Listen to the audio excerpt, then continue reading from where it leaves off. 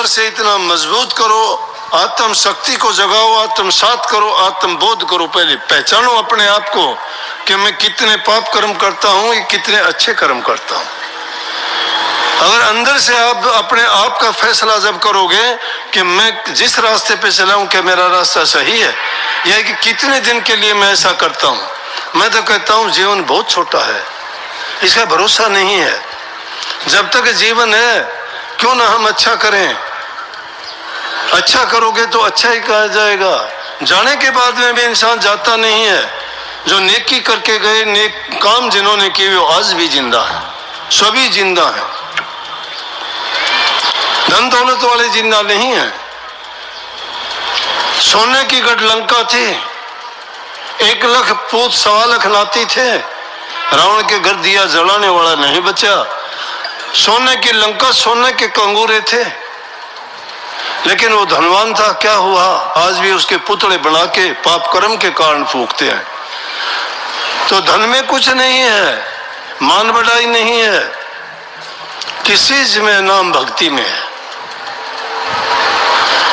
मैं कहूं था ना कि जिसको ठोकर लगती है, सुग्रीव को ठोकर लगी, रामचंद्र जी के शरण में गया।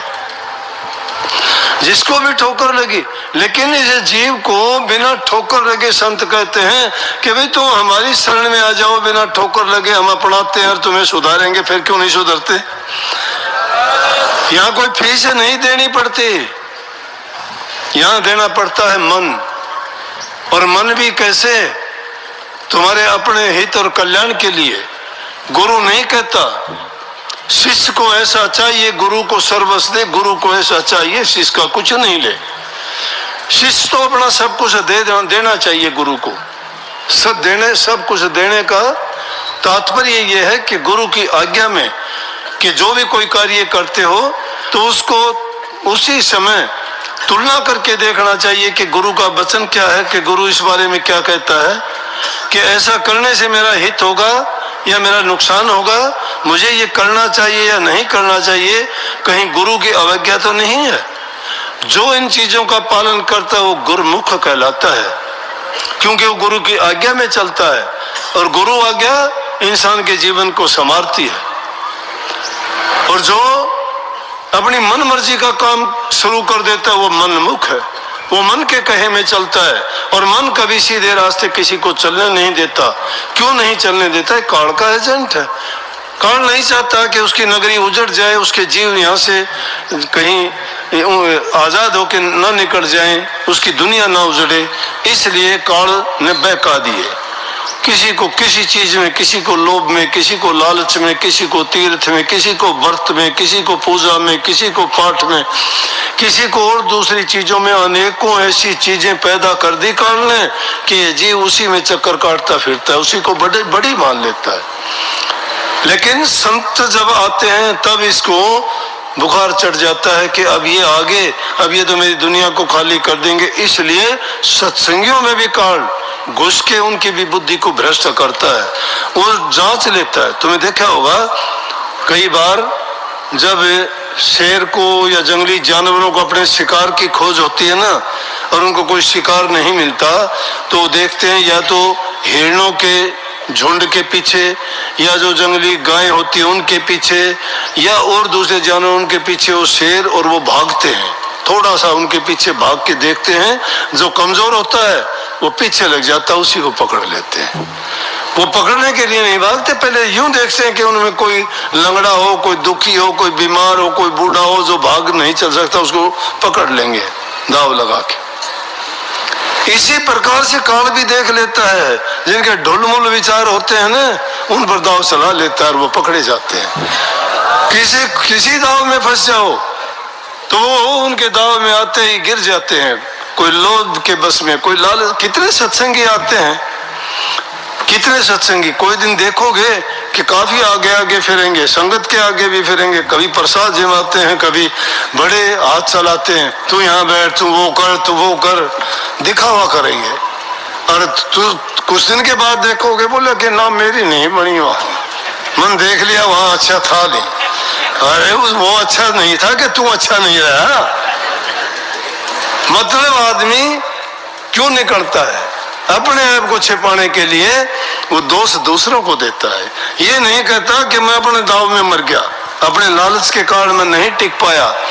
तो रवि रजनी एक जगह नहीं रह सकते ना, सूर्य उदय होते ही अंधेरा भाग जाता है। इसी प्रकार से जिस इंसान के कर्म अच्छे नहीं होते वो सत्संग सतगुरु नाम उसको भी अच्छे नहीं लगते।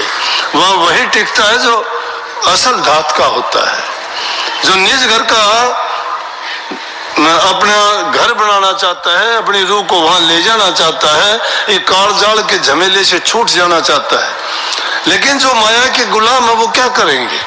जो अपने मन के बस की बात करते हैं वो क्या करेंगे?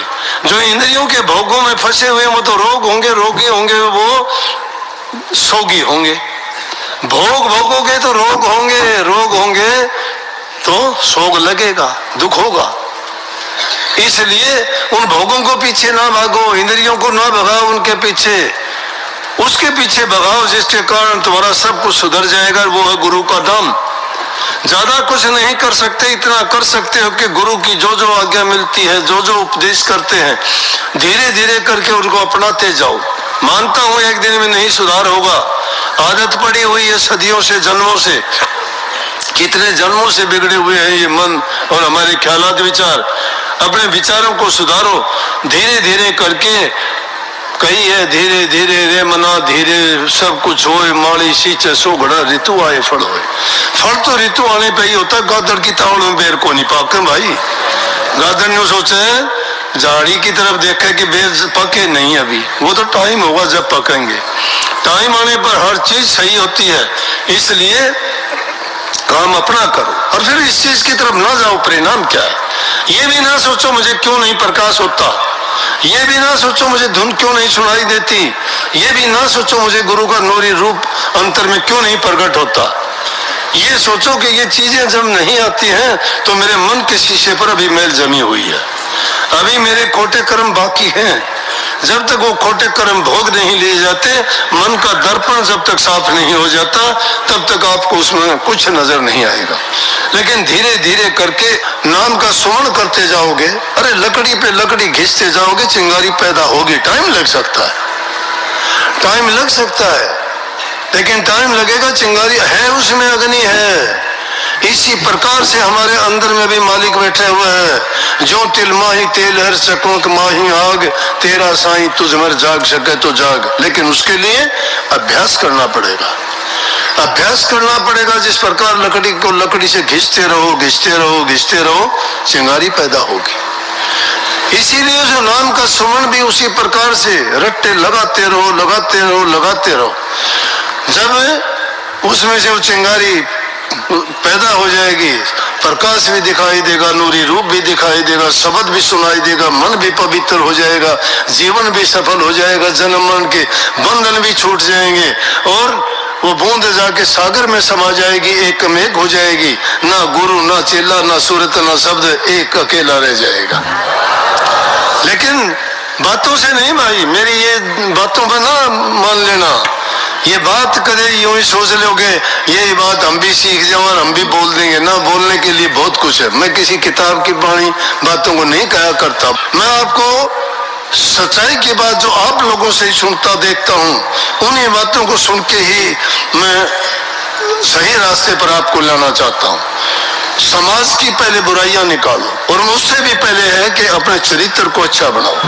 और मैं तो ये कहता हूं कि जब तुम्हें अच्छे रास्ते पे चलते हुए ये माताओं बहनों को बहुत कष्ट होता है, मेरे भी दिल को दर्द होता है। बेचारी जाके कहती है मेरा घरवाला शराब पीता है, सब कुछ बर्बाद कर दिया और हमें सत्संग में नहीं आने देता। छोटी छोटी बच्चियां आके कहती हैं कि हमारा पापा शराब पीता है और हमें सत्संग में नहीं आने देता। आज हम ये कह के आई मेरे मामिया के यहाँ जाऊंगी, क्योंकि इतवार का दिन है, ये भी नहीं कह सकते स्कूल जाऊंगी, कॉलेज जाऊंगी। अब तो मामिया का घर बचा सके उसने, वो झूठ बोल के आती है। अरे कहीं बुरी जगह जाती हो तो मना करो, लेकिन वो अच्छी जगह में आने से क्यों मना करता है? क्योंकि उसका रास्ता गलत है। वो अगर अच्छे रास्ते पे चल पड़े तो वो उसकी बुराई के लिए उसको टोक देंगे कि तू ऐसा क्यों करता है। फिर वो बात उसका विरोध करेंगे, वो विरोध उसको अच्छा नहीं लगेगा। इसलिए वो चाहता है कि मैं जो करता हूँ वो करता रहूं, इनको कहीं ना जाने दूं। इसलिए जो ये अपना जीवन सुधारना चाहते हैं, ये चाहते हैं कि हमारा परिवार सुखी रहे, हमारी संतान सुखी रहे, मेरे पति की लंबी उम्र हो, उसके लिए ये व्रत रखती हैं, पूजा करती हैं, ये जाके दुआ मांगती हैं, और जब बीमार और दुखी होता है तो उनको संभालती भी ये हैं। और उनकी क्या दशा करते हैं ये कि उनको, उनके जीवन को बर्बाद कर देते हैं ऐसी चीजों में पड़ के। उनके गहने बेच देते हैं, उनको मारते पीटते हैं, उन पर अत्याचार करते हैं, घर का सब कुछ निकाल के ले जाते हैं। उनका चरित्र कहाँ से बनेगा, कहाँ के सदाचारी होंगे वो, कौन भक्ति का रास्ता है उनके पास। तो ऐसे लोग जो, दुख होता है ऐसे लोगों की बातों को सुन के। और देखते हो आप लोग, उनको देखा करो, पता नहीं क्या का क्या बोलते, ना उनके कोई शर्म रहती है ना लाज रहती है, लज्जाहीन हो जाते हैं वो लोग। इतनी बुराई की चीजों का सेवन करते, क्या मिलेगा? अरे कुछ भी नहीं करते तो बुराइयों को छोड़ दो, इन विषय विकारों से बच जाओ, तो भी तुम्हारा जीवन सुखी होगा, हंसते खेलते हुए नजर आओगे, जीवन में आनंद होगा। और क्या है, स्वर्ग जैसा आनंद तो तभी आ जाएगा। जहाँ सुमति वहां सुख नाना, जहाँ कुमति वहां दुख विधाना। जहाँ सुमति है, अच्छे विचार है, आपस में मेल जोल है, जहाँ बूढ़े बुजुर्ग की इज्जत कदर करते हो, पूजा करते हो, किसी देवता को ना पूजो, तुम्हारे माँ बाप को पूजो, अपनी सास ससुर को पूजो। वो भी आपकी तरह से जवान थे, वो भी बड़े सुंदर थे, उनमें भी बड़ी ताकत थी, बुद्धि थी, बड़ी उन्होंने अपनी जिंदगी में काम किए। लेकिन आज बुढ़ापे की उम्र है तो उनका शरीर भी खराब हो गया, रोग भी लग गया होगा, वो हिलने डुलने लायक भी नहीं है।